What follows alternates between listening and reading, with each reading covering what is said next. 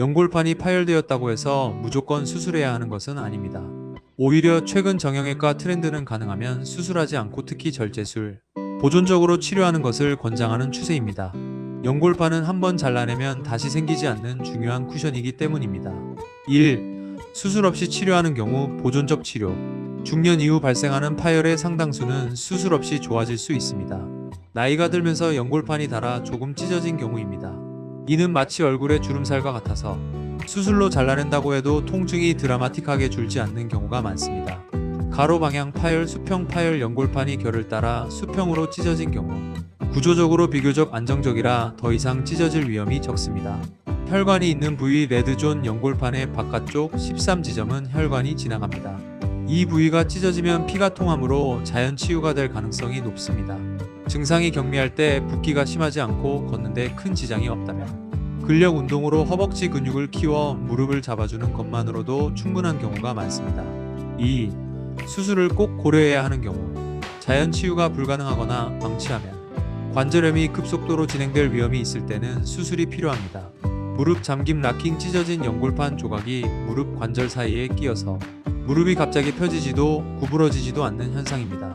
기계적인 걸림이므로 수술로 해결해야 합니다. 무릎 꺾인 버클링 걷다가 힘이 툭 빠지면서 무릎이 꺾이는 증상이 반복될 때 넘어지면 2차 부상골절 등 위험이 큽니다. 혈관이 없는 부위 화이트 존 연골판 안쪽 23지점은 혈관이 없어 자연 치유가 안됩니다. 찢어진 부위가 계속 너덜거려 주변 연골을 긁어 손상시킨다면 수술이 필요합니다. 후방 기시부 파열 연골판이 뼈에 붙어있는 뿌리 부분 기시부이 뚝 끊어진 경우입니다. 이 경우 연골판이 충격 흡수 기능을 100% 상실하여 관절염이 급속도로 악화됩니다. 이때는 잘라내는 것이 아니라 다시 꿰매주는 봉합술 수술을 빨리 받는 것이 좋습니다. 3. 수술의 딜레마 봉합이냐 절제냐. 만약 수술을 해야 한다면 어떤 방식인지가 매우 중요합니다.